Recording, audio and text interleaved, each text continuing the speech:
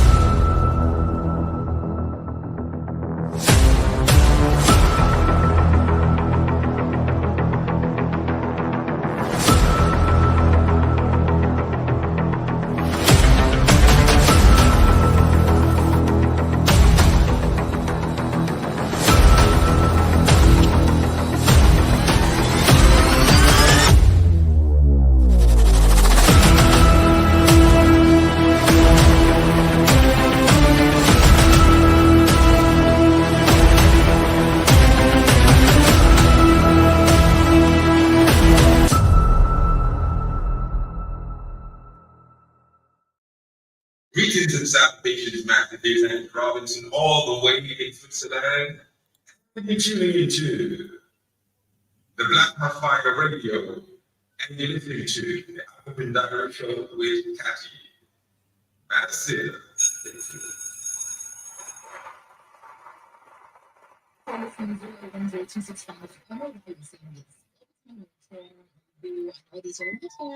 They come and they'll be shaking their bones on the stage.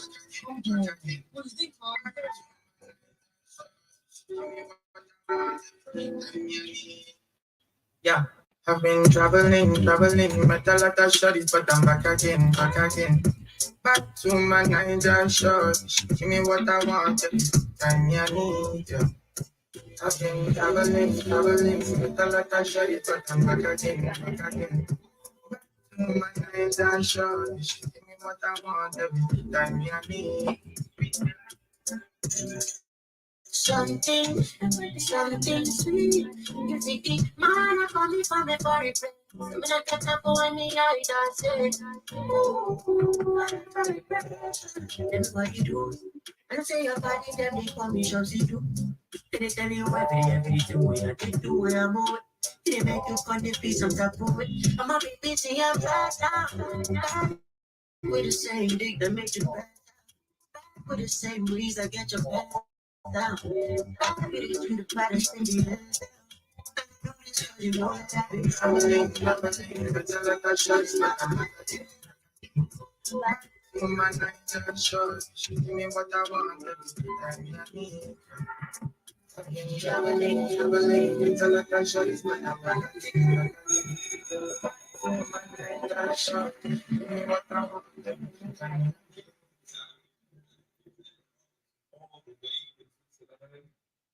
You're tuning into the Black Fire Radio, and you're listening to the African Direct Show with Kaji.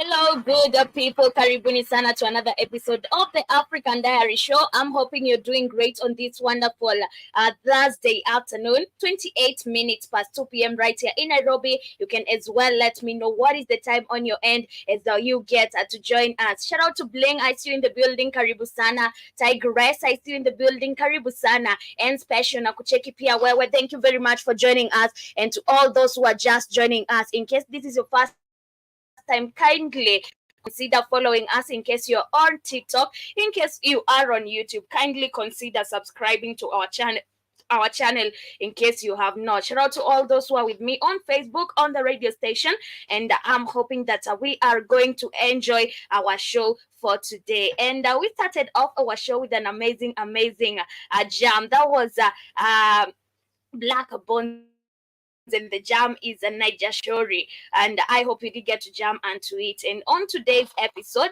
we shall be discussing different matters coming from the beautiful continent of Africa.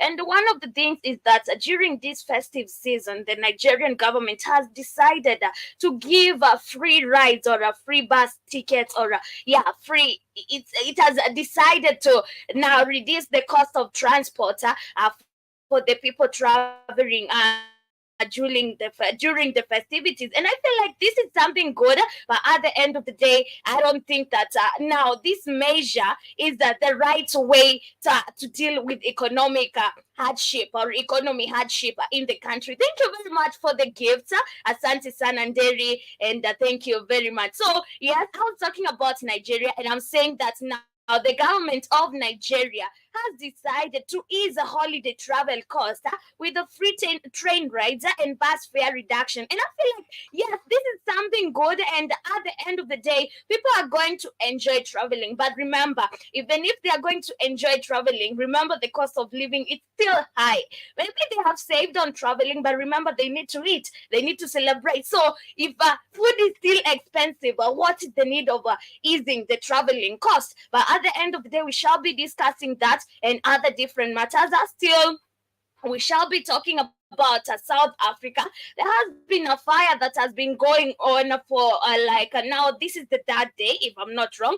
And yes, we shall be getting to talk about this because remember, early last month or late last month, I gave you information on regarding the top or the African countries that are said to be the hottest are coming next year. They are going to experience extreme hot conditions. But why is this happening? Because remember, in forest, and most of the time you find that now in forest that there are mountains with glaciers, and for the glaciers to melt, you find it has to be caused by extreme hot conditions or weather temperatures, and most of the time they do this on purpose. They cause fires, wildfires or forest fires for the glaciers to melt, and now say that it has melted due to the extreme hot environment or weather conditions. But at the end of the day, that is not the truth of the matter. Remember, this is a human caused fire. So we shall be getting to talk about the fire that has been going on in South Africa, and later on we shall be discussing about health alerts in Gambia. They are, in Gambia there is extreme dust. So these people have been issued with the health alert of dust storms in Gambia, and I feel like, well, this is crazy.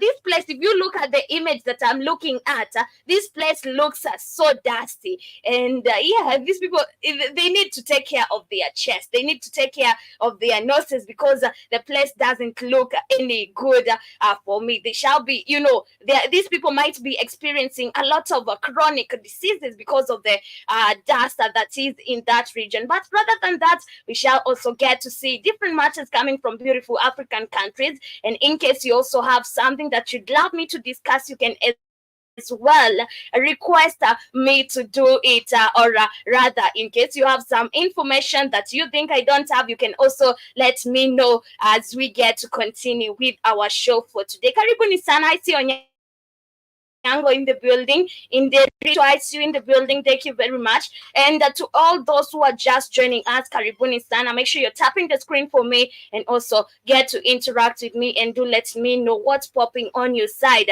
What is the time on your side? 2:33 p.m. right here in Nairobi. Do let me know what is the time on your end. We're going back to one more jump. Remember, I'll be back with our quote of the day. In case you have a quote of the day you'd love to share with me right here, kindly feel free to share your quote of the day with me right here. And we're coming to the end of the year. I told you this month is the month of generosity. It is the month of giving. So even if you don't want, you don't have anything to give me, you can give me wise words. You can give your brother and sister from different sides wise words, some positive quotes. Maybe this year has been hard for them, but we are hoping that 2024 will be nicer for those who felt like this was not their year. So let's be easy others, and also let us spread positivity, especially during this festive season. We're going back to one more jam. Remember to come back with your quote of the day, and remember to keep it interactive with me right here. And this is Omale. The jam is a reason. Get to jam onto it, and don't forget your quote of the day, of course.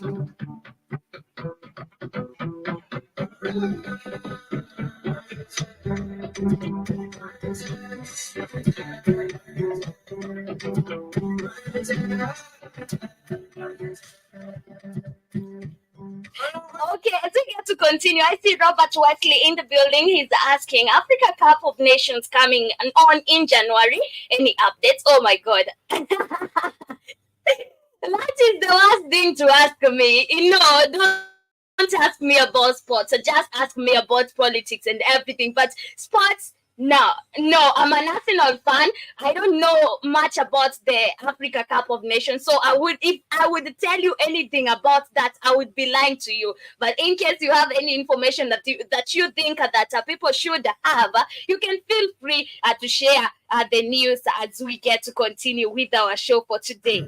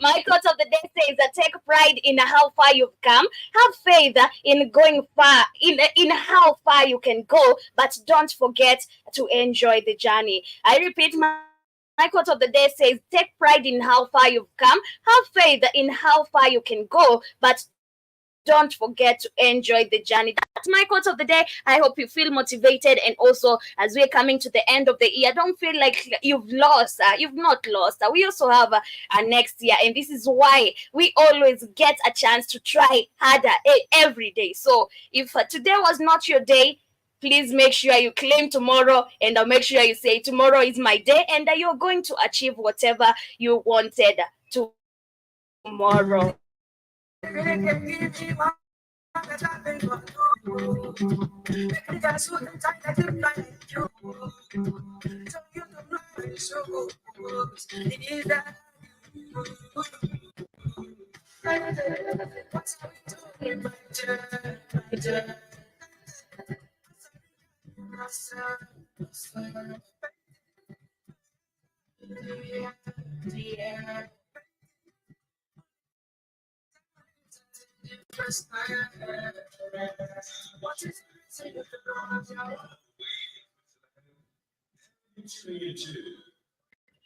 the Black Fire Radio, and you're listening to the Nigerian show with Patty.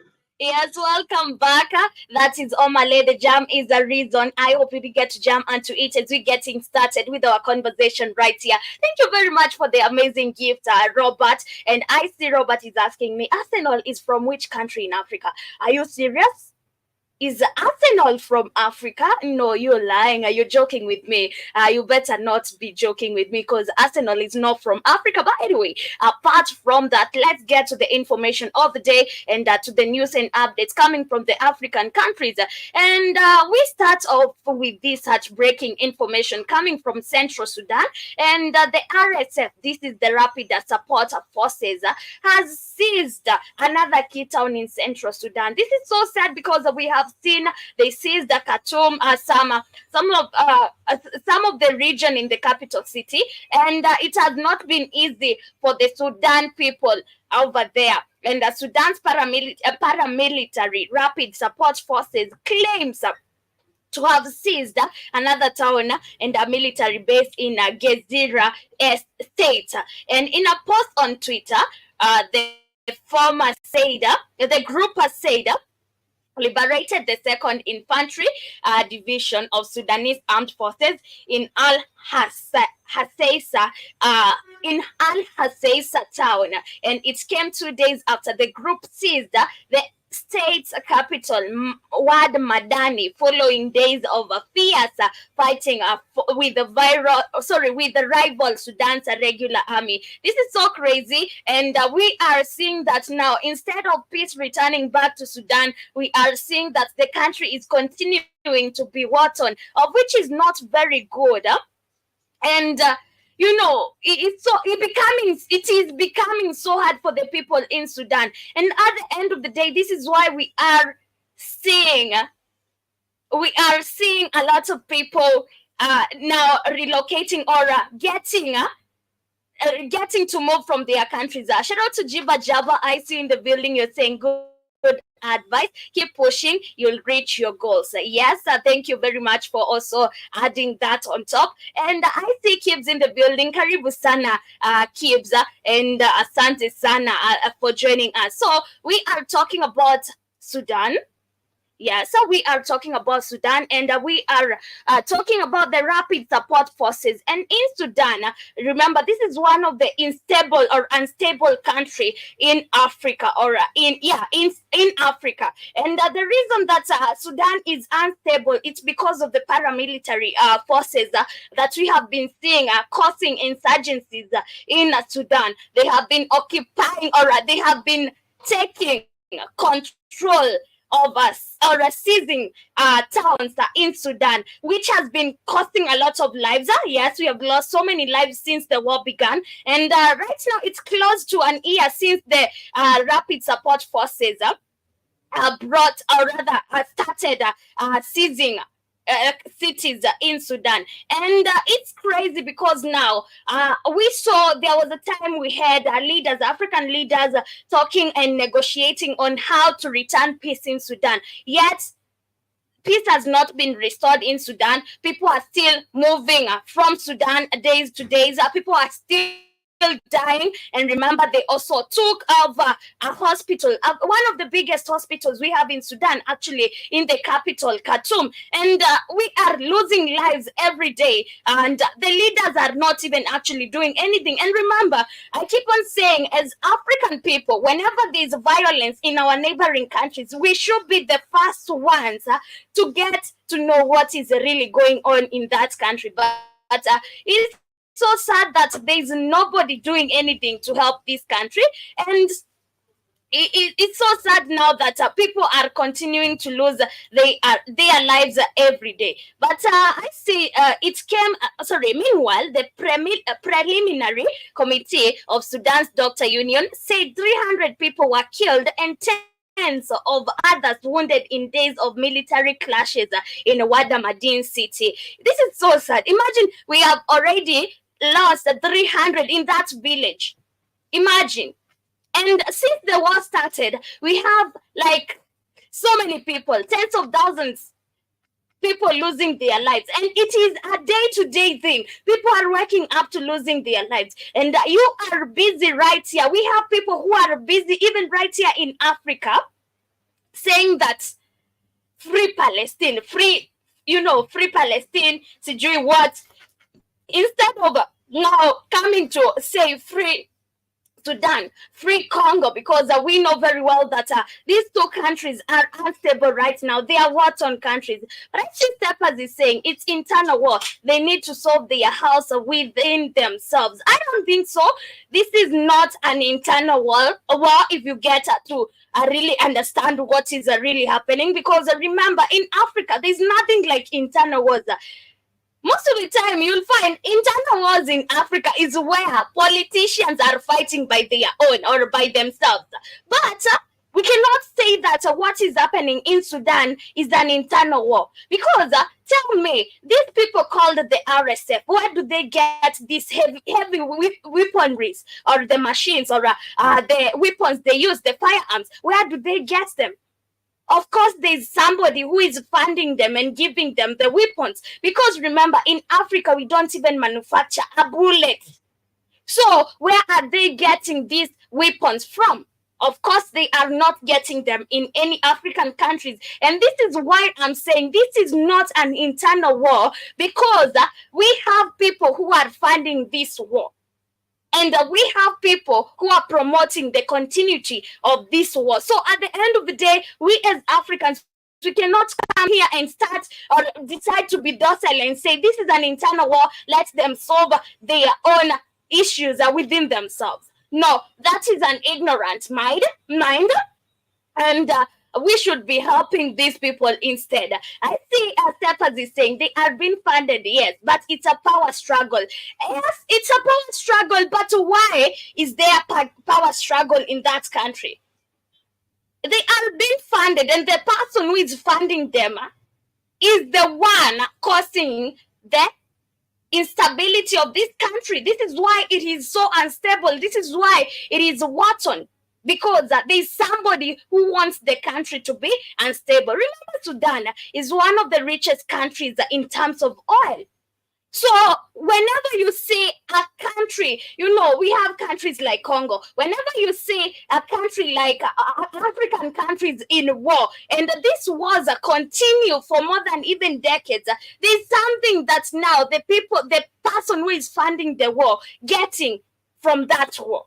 And what is that? For instance, maybe at this time, people are focusing on the war too much, while the person who is funding the war is getting the oil.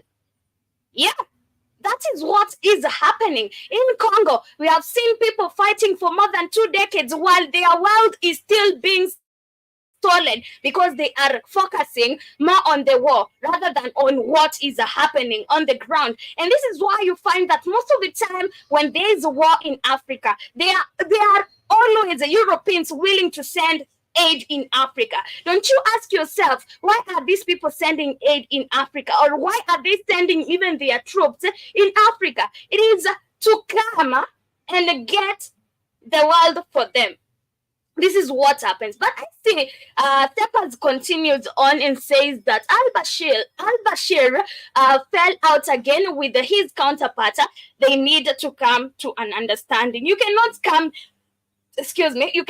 to an understanding with a terrorist. That will never happen. You cannot come to an understanding with terrorists. Imagine these people, they are criminals.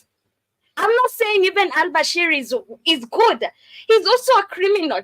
They are all responsible for the lives we are losing every day in Sudan. So at the end of the day, I don't think this is something that is very good. We as African people, if we keep on saying that this is an internal war, we will end up losing more people than we should have if we rescued the war, or if we got into the war. But anyway, my people, you can let me know what you think about that as we continue, because I'm also seeing still in Sudan, I'm also seeing that every has food aid to capture the Sudan city, and the UN Food Agency has temporarily really halted food aid in parts of Sudan's central Gezira state, days after the paramilitary rapid support forces took control of Wada Madin city in the state.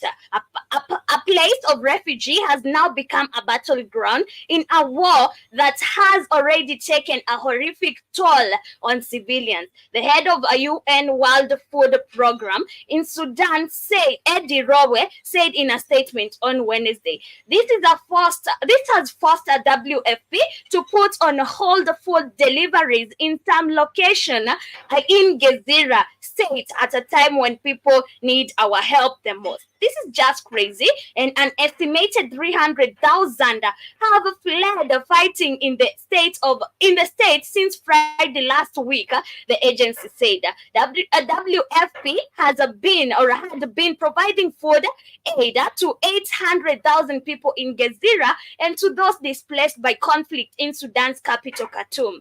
There are concerns that the spillover of the fighting into Gezira could escalate Sudan's humanitarian crisis. And of course, this has already led to humanitarian crisis in Sudan because one, we have people losing their lives, we have people starving. Yeah, in a war-torn country, you cannot even go to work. Remember now, the economy of the country is to a standstill because nobody is going to work. So the country is not moving in any way. But I see Steppers is saying the problem is anytime Kenya comes in, they start to bring politics like Congo. Of course, of course this has to happen. And of course this happens all the time.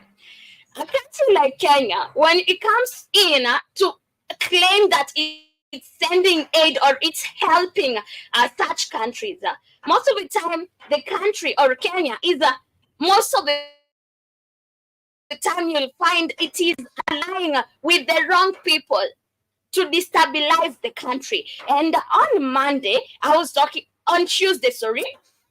was talking about how Kenya is one of the African countries that should be leading in helping African countries that are unstable right now or unstable right now. But what has Kenya been doing? Kenya is being used by the wrong people to continue the instability of these African countries. Look at a country like Congo. We saw last month Kenya withdrawing its troops from Congo. And of course, I felt like this was a very good move because those troops have been there for some time, for more than a decade. But have we seen any solution coming to Congo? No. So we saw Kenya withdrawing its troops from Congo. And after that, we saw an ambassador, Congo to Kenya ambassador, right here in Nairobi, forming an alliance with the M23 rebel group. And remember, the M23 rebel group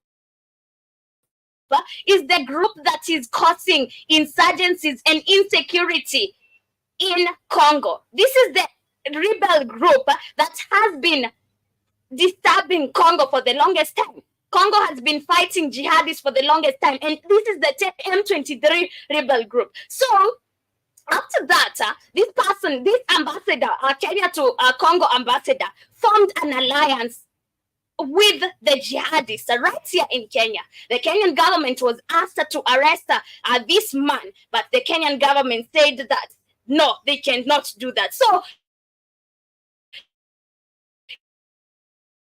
in this instance, do you feel like Kenya is being helped by the wrong people or by the guys to continue the stabilization of these African countries? This is what I feel. And I feel like now this is a problem because Africans should be united. And by the fact that now we have countries willingly waiting, or we have countries just waiting to be hired by the guns, just waiting to be bought off by the wrong people and cause insecurity or instability in other African countries. This is so wrong. It is so wrong because we are expected to be united. And the reason that Africa is not growing, it's because we have such people in our countries. We have such countries, pilot countries that are just waiting to cause insecurity in our countries. But anyway, other than that, I'm seeing now these people in Sudan, they are not able to get food. And after some time, we shall be reporting humanitarian crisis like people malnourished. We also have people starving to death. And this is something that is so bad. It is disheartening to come here and report about people starving to death.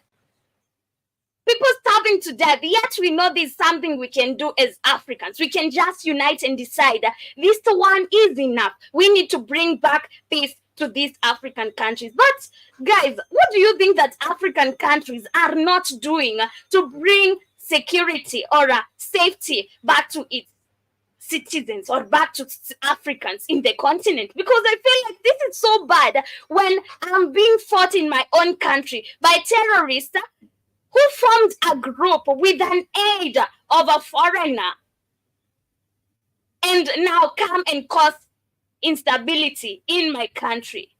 It's so sad. It is so sad. And remember, one of the reasons that these people are so good with doing whatever they do, it's because one of them or most of them, they are so impoverished. So when you approach them, you tell them you'll give them a good amount of money, they are so even willing to risk their lives and become terrorists.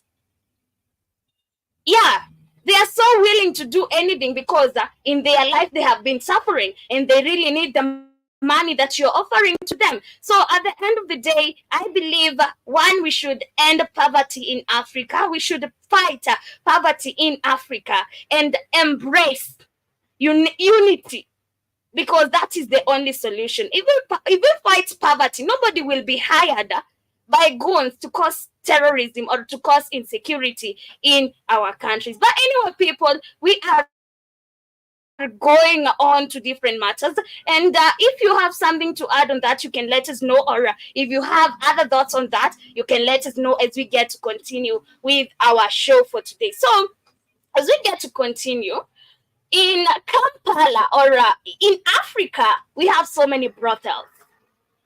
And these brothels, they are actually working from day to night. And we saw there was a time we had one of our, I don't know who she was in the government, but she was working, or she said that we should stop criminalizing sex workers. But right now in Kampala, there's a group called Sisterhood that is in support or decriminalizing sex. It is in support with the sex workers, and they are saying that you should stop decriminalizing sex work from inside Kampala brothels. And I feel like, no, this is so bad. We are worshipping some things that are not right. You guys, just tell me, if you wake up as a woman and go to a decent job, just like the way I came and gave you news right here, what would happen? But I feel like now women, we have started using our sexual organs in the wrong way and for the wrong reasons. Why do we need to continue praising sex working, knowing very well this is not even a decent job? This is not a job you tell your child that you are going to work. You know, this is so sad. It is so sad. But in Uganda, sex workers face stigma and abuse. But a sisterhood within the brothel is helping them navigate multiple challenges. This is crazy. It is crazy. It's like we are now allowing and we are accepting sex trade. You know, this is so sad. It is so sad. Shout out to Kinara. Thank you very much for joining me. And you're saying mamangu amekusalimia tena. Mwambie nimesalimika. So this is crazy. And a sex trade is not something to praise. As Africans, this is so bad. It is so bad. There are decent ways of earning money. Now tell me, it is only women that you'll find on this brothel selling their body. You'll never find a man standing on this brothel selling their body. This is the Western influence. Thank you very much, John. Yes, it is the Western influence. These are not Africans' behaviors. It's crazy. But down Amadi Alley, in a slum in Wabiduko, on the eastern edge of Kampala, past vendors hawking bits of fried fish and wrapped flopped, are sitting brighter pink shipping container. It is painted with cartoon condoms and banners advertising the importance of HIV and AIDS testing. This unexpectedly colorful place in Uganda capital is operated by a Lady Mermaid Empowerment Center. It is an organization led by sex workers fighting to decriminalize their profession while documenting violations and providing free contraceptives and counseling. Imagine. Now, these even organizations, these people have groups and they call them groups for sex workers. Damn, this is crazy. It is crazy. And I see Robert is saying also, man, you know, it's crazy. I'm saying, right here we have a place called, where do we call this place? In Nairobi, we have this place where you'll go, you'll find a lot of women standing in the streets. And some time back, I didn't even understand what these women were doing. But later on, somebody told me those are sex workers. They are sex traders. So most of it, even right now, as you go to town right now, even the way it's standing, we have women standing by the roadside. And, you know, it's crazy that now this is even coming to the streets. These villages, just like this, you know, this village or this street right here, we have traders. At night, you'll find them standing by the roadside. And we are praising this. And we are saying we stop decriminalizing sex workers. No, these people are criminals. They are decent ways of earning money. They are decent ways of earning money. But it works. 25,000 women annually spread across 122 hotspots, street corners, bars, brothels, and lodges in Kampala and the 2 other districts. What motivates me every day, let me get that right again. What motivates me every day are little things I do in terms of services to sex workers.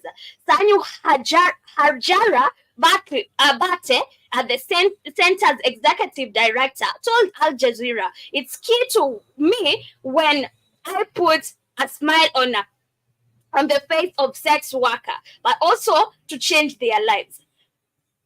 Her task is a difficult one in a conservative country where prostitution is outlawed under the colonial era penal code, punishable by up to 7 years in prison.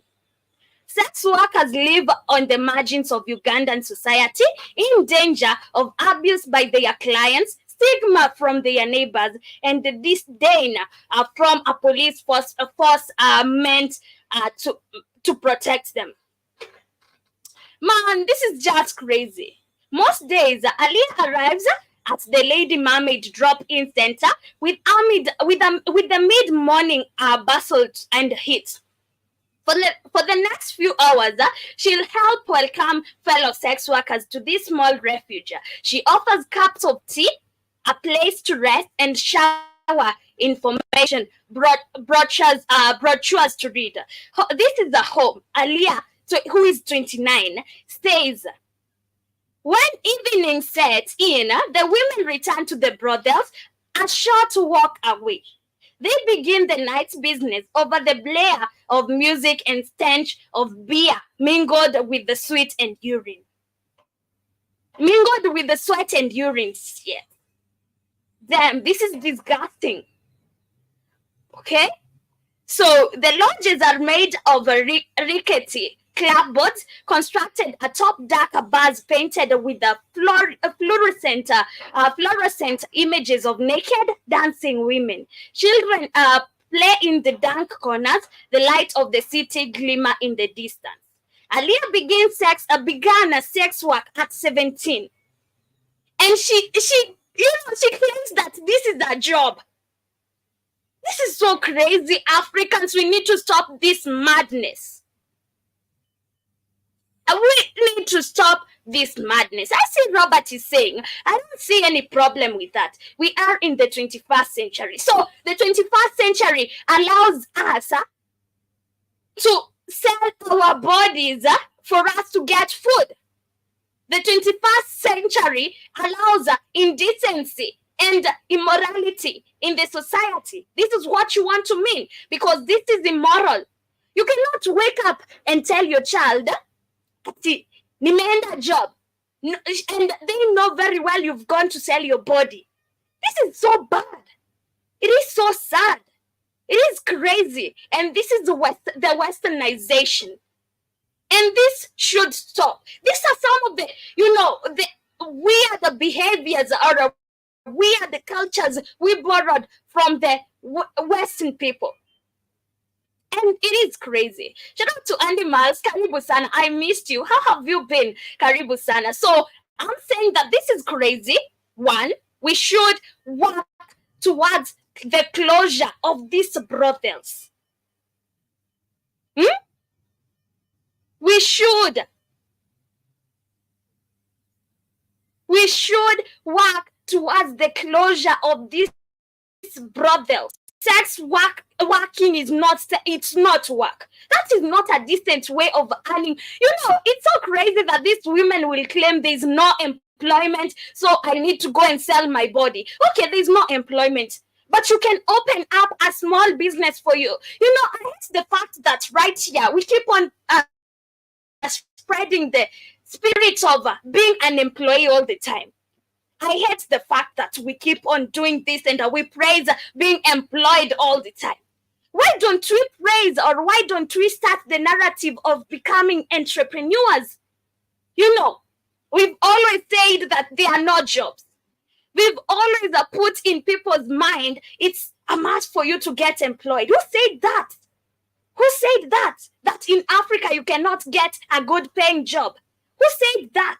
Why do we always praise the narrative of becoming an employee? Why do we always praise the narrative of always becoming a worker under somebody? We can also now start talking about entrepreneurship. We should start teaching people on how to become entrepreneurs. Because at the end of the day, this is why we have people in the streets selling their bodies and claiming that there is no work. Claiming there is no work. Just because now you want to sell your body and say that the government has not given you work. That is not even the government's responsibility. Yes. It is the government's responsibility to make sure that people are not unemployed. But what if now the government is not doing that? So you need to go to the streets and sell your body? Man, we need to stop this narrative. It is not work. No, Madeka, you can't tell me that is work. That is not decent work. Faliado, wewe enda ukauze. If you want to sell, go and sell. And wewe ndio uko na pupa. And also I see Andy Miles is telling me Karibu lunch. Thank you very much. And also you're saying too many unhappy husbands. And I see Andy Miles is saying si jamini ni mimi nimemisiwa. Anyway, I've been good. The topic ni gani? We're talking about her brother and sex working in Africa, because this is a report coming from Uganda. It is a report coming from Uganda, but it is not only happening in Uganda. Sex working is not only happening in Uganda. We know very well, even right here, if I go to the streets of Rongai, I'll find sex workers. There's a place called Honolulu in Rongai. You'll find sex workers from 6. Imagine. But anyway, that is the topic of the day. And Madeka is saying, that is work, dear. It is not work. Okay, it's work, but do you think that this is a decent way of earning? Yeah? By the time you get to the age of that, how many do you have sold your body to? Huh? How many men would you have sold your body to? And it is crazy. It's crazy. This one is not a decent way of earning money. It is not. We have better works. We have better jobs. And it's not a must for you to get employed. And I need us to stop the narrative of people being employed and saying that in Africa, people are underpaid, people are not paid well, you'll not find a job in Africa that pays you, must you be employed? Must you be employed? We need to start teaching people on how to become entrepreneurs.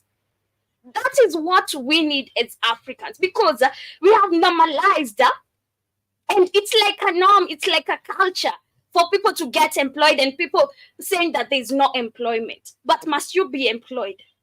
It's not a must. With your few coins, you can be able to start a small business for yourself. Imagine we can do that, and you cannot go to the streets and sell yourself just because there's no employment.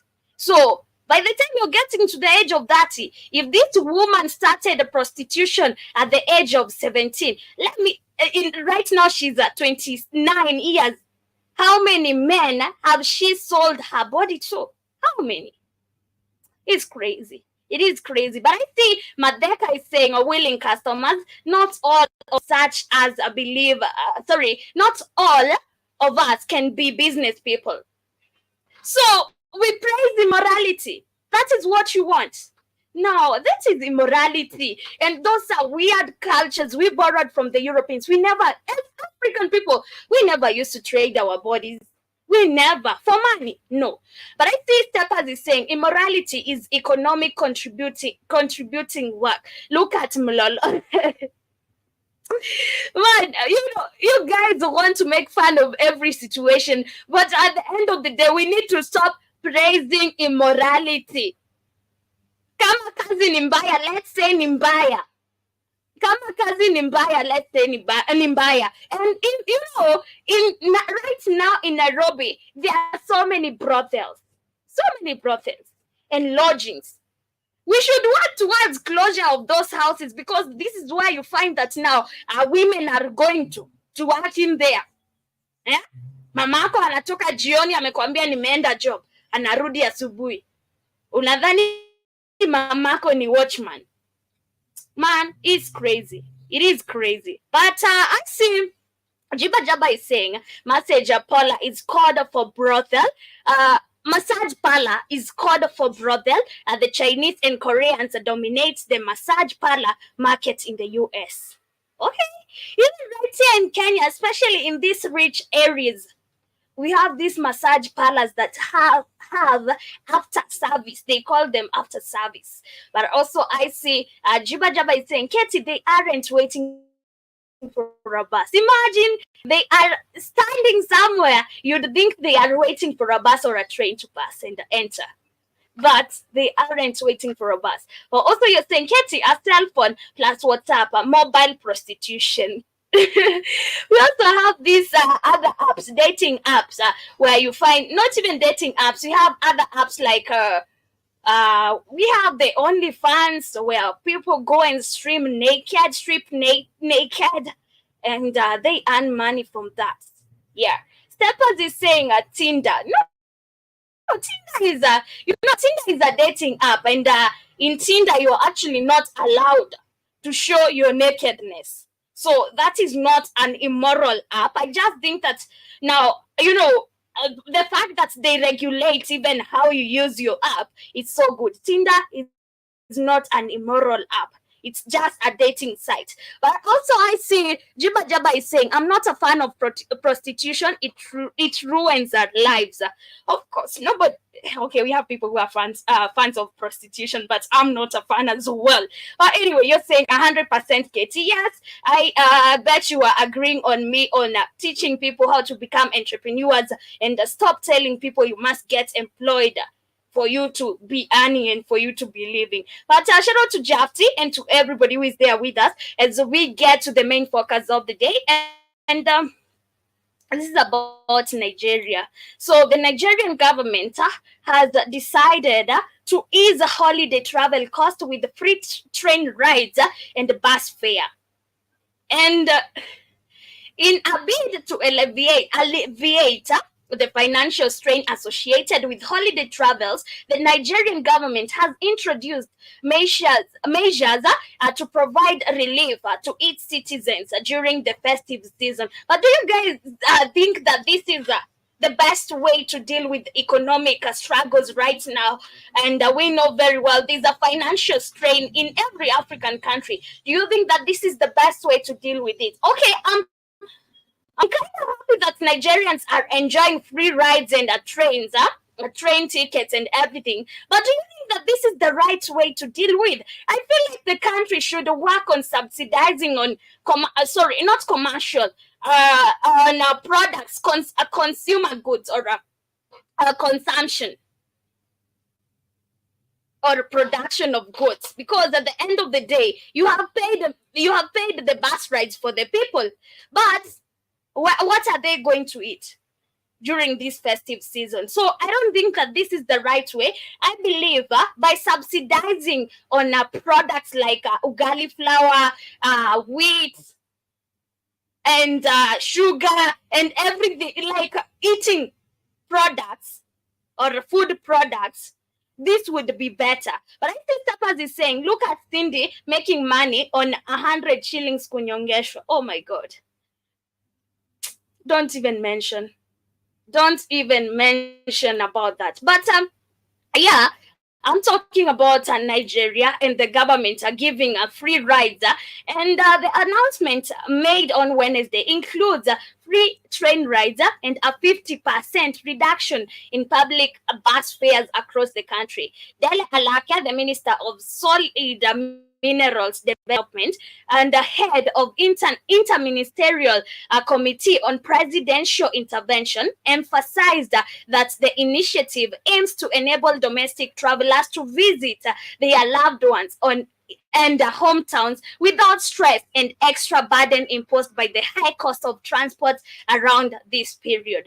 The move is seen as a gesture to enhance the well-being of citizens during the festive season. So after that, January, you're back to suffering again. Man, it's crazy. Why can't the government just work on subsidizing on things that you use every day? Right now, it's like luxury to some of us. If you are able to afford to travel, man, that's you're living highly. Manze, you're living a luxurious life. If you can afford to travel at this time. But I feel like now, instead of all this, the government would have come and said that now we are working on subsidizing on unga, on maybe sugar, and the fuel. Because paying bus rides is not enough. You will pay for me this time. When I need to come back in January, who will pay for me? Where will I get the transport? Instead of the government coming and saying that we will subsidize on a fuel so that the cost of transportation could fully go down, they just want to help you with a one-day ride.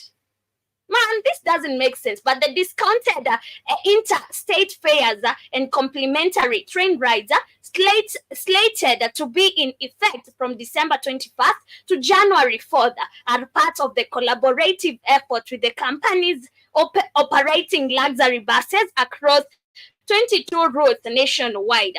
And President Bola Tinubu has given his approval to this initiative, which notably focuses on the masses as highlighted by Mr. Alake.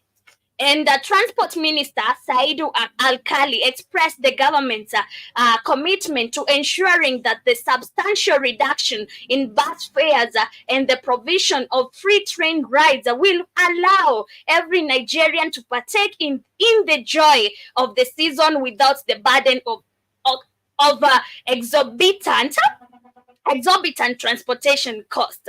And the move is poised to make holiday travel more accessible and affordable for the general population. I don't think that this is the right way to handle this matter.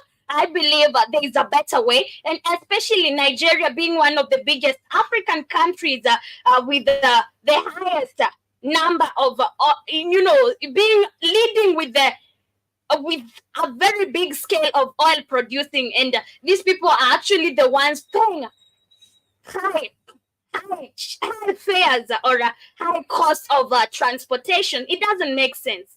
It doesn't make sense. So I believe the government should come and say, instead of now paying bus rides for people or for its netizens, I believe they should come and say that we are subsidizing on fuel. That is a long solution. It's a long-term solution. They're just working for a short-term solution to lie to people.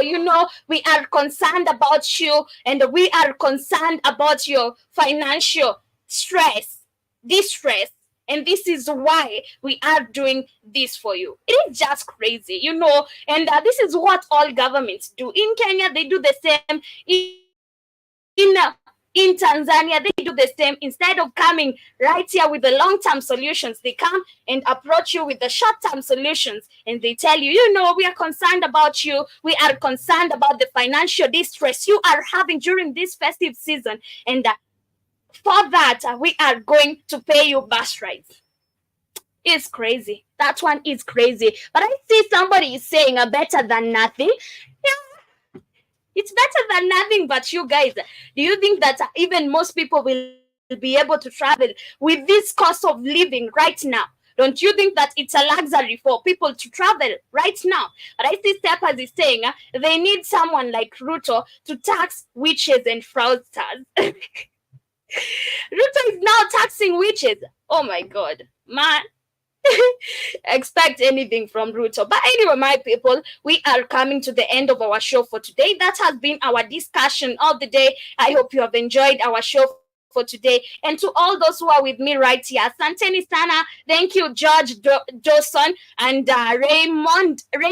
Asante sana. Steppers Karibu sana and Asante sana for being with us on today's episode. I also saw Madheka. Asante sana. And Fokash Mani was also with us in the building. Andy Miles, Lob Smith, Kinara, and to all those who joined me, Robert Wesley, and to everybody who has been with us on today's episode. It has been a wonderful 1 hour session with you right here. I hope you did get to enjoy our show for today. And to all those who are new today, please make sure you don't leave without following us on TikTok. Really enjoy the rest part of the day. Meet me in the streets of Rongai. In the next few minutes, I'll be going outside. In case you're in Rongai and you come across us with the cameras, kindly talk to us. Sometimes we face a lot of volatility in these streets, and I'm like, you guys, what is wrong with you? What is wrong with you? But in case you come across us, be nice, be good. Even buying water for us is so nice, and being the month of giving, hata usiogope kubai tropical. But anyway, Jiba Jaba is saying stay strong. This was a good discussion. Thank you very much. Robert Williams, I see you in the building. You're saying one love to you too, brother. I hope you get to enjoy the rest part of your day. See you in the streets of Rongai. I'm leaving you with this jam. This is the reasons. I hope you get to jam and to eat. This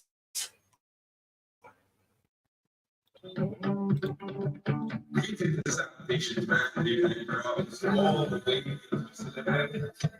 It's really to the Black of Fire Radio. That's it. Jiba is telling me that red is my color. It looks good on me. Thank you very much. This is actually maroon. Maybe it's the camera that is making it look red, but it's maroon. But thank you very much for the compliments. Ladies, if you're listening, okay.